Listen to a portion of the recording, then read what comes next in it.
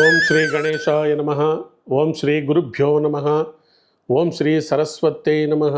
ಮಾತೃದೇವೋ ಭವ. ತತ್ವಮಸಿ ಚಾನಲ್ ಪ್ರೇಕ್ಷಕರಿಗೆ ನಿಮ್ಮ ವೆಂಕಟರಾಘವನ್ ಮಾಡ್ತಕ್ಕಂಥ ನಮಸ್ಕಾರಗಳು. ಮುಖ್ಯವಾಗಿ ಮೇ ತಿಂಗಳಲ್ಲಿ ಸಾಕಷ್ಟು ಮೇಜರ್ ಡೆವಲಪ್ಮೆಂಟ್ಸ್ ನಡೀತಾ ಇದೆ. ಗ್ರಹಗಳು ದೊಡ್ಡ ದೊಡ್ಡ ಗ್ರಹಗಳು ತಮ್ಮ ಸ್ಥಾನ ಬದಲಾವಣೆಗಳನ್ನು ಮಾಡ್ಕೊಳ್ತಾ ಇದ್ದಾವೆ. ಮುಖ್ಯವಾಗಿ ಗುರು ಶುಭಗಳನ್ನು ಮಾಡ್ತಕ್ಕಂಥದ್ದು, ಒಳ್ಳೆಯ ಕೆಲಸಗಳಿಗೆ ನಮಗೆ ಪ್ರೋತ್ಸಾಹ ಕೊಡ್ತಕ್ಕಂಥದ್ದು. ಗುರು ಧನಕಾರಕರು, ಪುತ್ರಕಾರಕರು, ಹೀಗೆ ಗುರು ಕಾರಕತ್ವಗಳು ಅಗಾಧ. ನಮ್ಮನ್ನು ಕಷ್ಟದಲ್ಲಿರುವಾಗ ಎತ್ತಿ ನಿಲ್ಲಿಸ್ತಕ್ಕಂಥ ಗ್ರಹ ಗುರು. ಈ ಗುರು ಗ್ರಹ ಮೇ 14ನೇ ತಾರೀಕು ಬೆಳಗಿನ ಜಾವ ತನ್ನ ರಾಶಿಯನ್ನು ವೃಷಭ ರಾಶಿಯಿಂದ ಮಿಥುನ್ ರಾಶಿಗೆ ತನ್ನ ಪಥಚಲನೆಯನ್ನು ಮಾಡ್ತಾ ಇದೆ. ಮಿಥುನ್ ರಾಶಿ ಬಂದು ಬುಧನಿಗೆ ಅಧಿಪತಿಯಾಗಿರ್ತಕ್ಕಂಥದ್ದು. ಬುಧ ಅಂತಕ್ಕಂಥದ್ದು ಬುದ್ಧಿವಂತಿಕೆ, ಇಂಟೆಲಿಜೆನ್ಸಿ ಸಂಬಂಧಿಸಿರ್ತಕ್ಕಂಥ ರಾಶಿಯಲ್ಲಿ ವಿದ್ಯಾಕಾರಕ ಗುರು ಅಲ್ಲಿ ಹೋಗಿದರೆ ಸಾಕಷ್ಟು ದ್ವಾದಶ ರಾಶಿಗಳ ಮೇಲೆ ಪರಿಣಾಮ ಬೀರುತ್ತೆ. ಅದೇ ರೀತಿಯಾಗಿ ಮತ್ತೊಂದು ಗ್ರಹ ಆಲ್ರೆಡಿ ಶನಿ ಭಗವಾನರು ಮಾರ್ಚ್ 29ನೇ ತಾರೀಕಿನಿಂದ ಹಿಡಿದು 3 ಜುಲೈ 2027ರವರೆಗೂ ಮೀನ ರಾಶಿಯಲ್ಲಿ ಇರ್ತಾರೆ.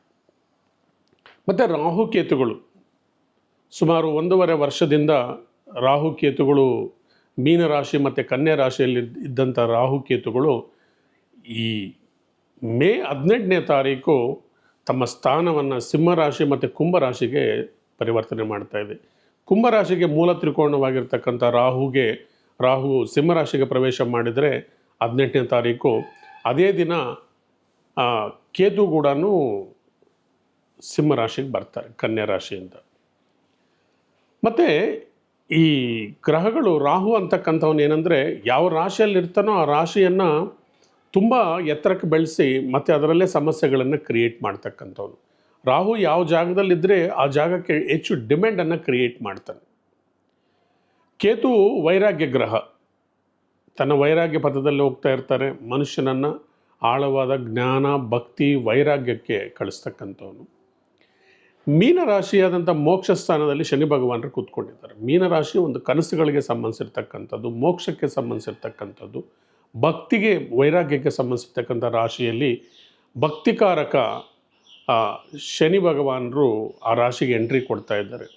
ಶಿಸ್ತು, ಸಂಯಮ ಮತ್ತು ದೃಢ ಮನಸ್ತತ್ವವನ್ನು ಕ್ರಿಯೇಟ್ ಮಾಡ್ತಕ್ಕಂಥ ಶನಿ ಭಗವಾನರು ಮೀನರಾಶಿಗೆ ಪ್ರವೇಶ ಮಾಡಿದ್ದಾರೆ. ಮಾರ್ಚ್ 29ನೇ ತಾರೀಕಿಂದ ನೆಕ್ಸ್ಟ್ 2027ವರೆಗೂ ಅವರು ಆ ರಾಶಿಯಲ್ಲಿರ್ತಾರೆ. ಈ ರಾಶಿಯಲ್ಲಿ ಮುಖ್ಯವಾಗಿ ಶನಿ ಭಗವಾನರು ಮನುಷ್ಯನಿಗೆ ಭಕ್ತಿ, ಜ್ಞಾನ, ತಿಳುವಳಿಕೆ ಮತ್ತು ಕಷ್ಟಗಳಿಂದ ಒಬ್ಬ ವ್ಯಕ್ತಿ ಯಾವ ಥರ ಆಚೆ ಬರಬೇಕಂತಕ್ಕಂಥ ಒಂದು ಸೂತ್ರಗಳನ್ನು ಹೇಳ್ಕೊಡ್ತಕ್ಕಂಥ ಶನಿ ಭಗವಾನರು. ಸರಿ, ಹಾಗಾದರೆ ಯಾವ್ಯಾವ ರಾಶಿಯಲ್ಲಿ ಯಾವ್ಯಾವ ಗ್ರಹಗಳ ಚಲನೆ ಇದೆ ಅಂತ ನೋಡೋಣ ಬನ್ನಿ. ಮುಖ್ಯವಾಗಿ ನಾವು ನೋಡ್ತಕ್ಕಂಥದ್ದು ಸೂರ್ಯಗ್ರಹ ಮೇ 15ನೇ ತಾರೀಕು ವೃಷಭ ರಾಶಿಗೆ ಪ್ರವೇಶ ಮಾಡ್ತಾ ಇದ್ದಾರೆ. ಅದೇ ರೀತಿ 7ನೇ ತಾರೀಕಿಂದ 23ನೇ ತಾರೀಕು ಮೇ ಇಲ್ಲಿ ಬುಧ ಗ್ರಹ ಕೂಡ ತಮ್ಮ ಸ್ಥಾನ ಬದಲಾವಣೆಯನ್ನು ಮಾಡಿ ವೃಷಭ ರಾಶಿಗೆ ಬರ್ತಾ ಇದ್ದಾರೆ.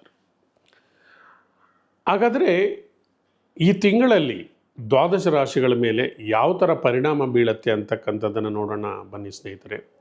ಪ್ರೇಕ್ಷಕರೇ, ಈಗ ದ್ವಾದಶ ರಾಶಿಯಲ್ಲಿ ಮುಖ್ಯವಾಗಿ ನಾವು 2 ರಾಶಿ ಬಗ್ಗೆ ಮಾತಾಡಿದ್ವಿ. ಮೇಷರಾಶಿ ಮಾತಾಡಿದ್ವಿ, ವೃಷಭ ರಾಶಿ ಬಗ್ಗೆ ಮಾತಾಡಿದ್ವಿ.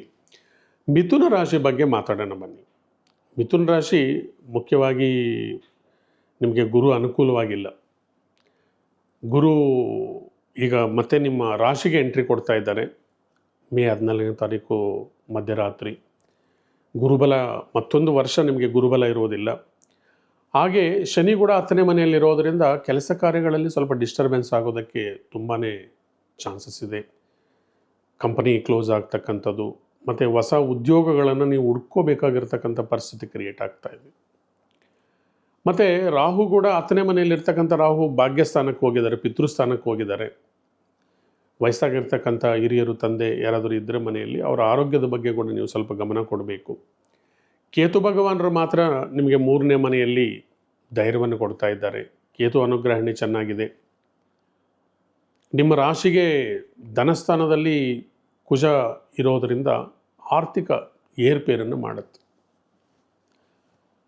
ಆದರೆ ನಿಮಗೆ ಅನುಕೂಲಕ್ಕಾಗಿ ಶುಕ್ರ 10ನೇ ಮನೆಯಲ್ಲಿದ್ದಾರೆ. ನಿಮಗೆ ಪೂರ್ವಜನ್ಮದ ಪುಣ್ಯಾಧಿಪತಿ ಶುಕ್ರ ನಿಮಗೆ ಭಾಗ್ಯಸ್ಥಾನದಲ್ಲಿರೋದರಿಂದ ಸ್ವಲ್ಪ ಮಟ್ಟಿಗೆ ಅನುಕೂಲಗಳಾಗ್ತಾ ಇದೆ. ಸೂರ್ಯ ಭಗವಾನರು ಕೂಡ 15ನೇ ತಾರೀಕು ನಿಮಗೆ ವ್ಯಯಸ್ಥಾನದಲ್ಲಿ ಬರ್ತಾ ಇರೋದರಿಂದ ಸೂರ್ಯ ಆರಾಧನೆ ಮಾಡ್ತಾ ಬನ್ನಿ. ಮತ್ತು ಹಿರಿಯರನ್ನು ಗೌರವಿಸಿ, ತಂದೆ ತಾಯಿಯನ್ನು ಗೌರವಿಸಿ, ದೈವಭಕ್ತಿಯನ್ನು ಸ್ವಲ್ಪ ಬೆಳೆಸ್ಕೊಂಡಿದರೆ ನಿಮಗೆ ತುಂಬ ಅನುಕೂಲಗಳಾಗತ್ತೆ. ನಿಮ್ಮ ರಾಶಿಗೆ ಅಧಿಪತಿಯಾಗಿರ್ತಕ್ಕಂಥ ಬುಧ ಕೂಡ ವ್ಯಯಸ್ಥಾನದಲ್ಲಿದ್ದಾರೆ. ಸೊ ಇದರಿಂದ ಬಂಧು ಬಳಗ ಮತ್ತು ರಿಲೇಟಿವ್ಸಲ್ಲಿ ಮನಸ್ತಾಪಗಳನ್ನು ಕೂಡ ಕ್ರಿಯೇಟ್ ಆಗ್ತಕ್ಕಂಥ ಸಾಧ್ಯತೆಗಳು ಹೆಚ್ಚಾಗಿದೆ. ಒಟ್ಟಿನಲ್ಲಿ ಈ ತಿಂಗಳು ನಿಮಗೆ ತುಂಬ ಅವರೇಜ್ ಆಗೇ ಇರೋದರಿಂದ ಹೆಚ್ಚಾಗಿ ನೀವು ಸೂರ್ಯ ಅಷ್ಟಕವನ್ನು ಓದ್ಕೊಳ್ಳಿ. ಮತ್ತು ಗುರು ಭಗವಾನರಿಗಾಗಿ ರಾಘವೇಂದ್ರ ಅಷ್ಟೋತ್ತರವನ್ನು ಓದ್ಕೊಳ್ಳಿ.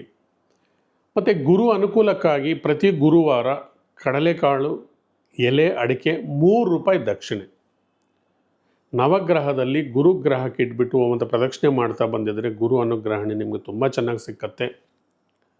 ಹಾಗೆ ಶನಿ ಭಗವಾನರು 10ನೇ ಮನೆಯಲ್ಲಿರೋದರಿಂದ ಶನಿ ಭಗವಾನರ ಅನುಕೂಲಕ್ಕಾಗಿ ಉದ್ಯೋಗದಲ್ಲಿ ಜಯ ಸಿಕ್ಕಲಿಕ್ಕಾಗಿ ಹನುಮಾನ್ ಚಾಲೀಸ ಓದ್ಕೊಳ್ಳಿ. ಹನುಮಾನ್ ದಂಡಕ ಹೀಗೆ ನಿಮಗೆ ಅನುಕೂಲವಾಗಿರ್ತಕ್ಕಂಥ ಯಾವುದಾದ್ರೂ ಸ್ತೋತ್ರ ಮಂತ್ರ ಜಪ ಮಾಡ್ತಾ ಬನ್ನಿ. ನಿಮಗೆ ತುಂಬ ಅನುಕೂಲವಾಗಿರ್ತಕ್ಕಂಥ ಬಣ್ಣಗಳು ಹೆಚ್ಚಾಗಿ ಗೋಲ್ಡ್ ಕಲರ್ ಮತ್ತು ಗ್ರೀನ್ ಕಲರ್, ಈ ಬಣ್ಣಗಳನ್ನು ಮುಖ್ಯವಾಗಿರ್ತಕ್ಕಂಥ ಇಂಟರ್ವ್ಯೂಸು ಮತ್ತು ಯಾವುದೇ ಮದುವೆ ಕಾರ್ಯಕ್ರಮಗಳು, ಶುಭ ಕಾರ್ಯಗಳಿಗೆ ನೀವು ಹೋಗುವಾಗ ಈ ಬಣ್ಣಗಳನ್ನು ಬಳಸಿ. ನಿಮಗೆ ಮೊಬೈಲ್ ನಂಬರ್ಗಳು ಕೂಡ 5, 6 ಬರೋ ಥರ ನೀವೇನಾದರೂ ಇಟ್ಕೊಂಡಿದ್ರೆ ನಿಮಗೆ ತುಂಬ ಅನುಕೂಲ ಆಗುತ್ತೆ. ಮತ್ತು ನೀವು ಯಾವುದಾದ್ರೂ ಇಂಟರ್ವ್ಯೂಗೆ ಹೋಗುವಾಗ ಯೆಲ್ಲೋ ಕಲರಲ್ಲಿ 5 ನಿಮ್ಮ ಲೆಫ್ಟ್ ಹ್ಯಾಂಡ್ ಸೈಡು 5 ಅಂತಕ್ಕಂಥ ನಂಬರನ್ನು ನೀವು ಬರ್ಕೊಂಡಿದ್ರೆ ಆ ಇಂಟರ್ವ್ಯೂಲಿ ನಿಮಗೆ ಜಯ ಸಿಕ್ಕೋದು ಕೂಡ ಆಗುತ್ತೆ. ಮುಖ್ಯವಾಗಿ ಇನ್ನೂ ಸ್ವಲ್ಪ ಕಾಲ ನೀವು ಸಂಯಮದಿಂದ ಇರಬೇಕು. ತಾಳ್ಮೆಯಿಂದ ಇದ್ದರೆ ಜಯ ಖಂಡಿತ ಇರುತ್ತೆ. ನೀವು ಬುದ್ಧಿವಂತರಿದ್ದೀರಿ. ಸ್ವಲ್ಪ ಆತುರದ ನಿರ್ಣಯಗಳನ್ನು ಕಡಿಮೆ ಮಾಡಿಕೊಳ್ಳಿ. ವಾಹನ ಚಾಲನೆ ಮಾಡುವಾಗ ಜಾಗ್ರತೆಯಿಂದ ಇರಿ ಅಂತ ಹೇಳ್ತಾ ಈ ಕಾರ್ಯಕ್ರಮ ನಾನು ಇಲ್ಲಿಗೆ ಮುಕ್ತಾಯ ಮಾಡ್ತಾ ಇದ್ದೀನಿ. ಧನ್ಯವಾದಗಳು. Thank you very much.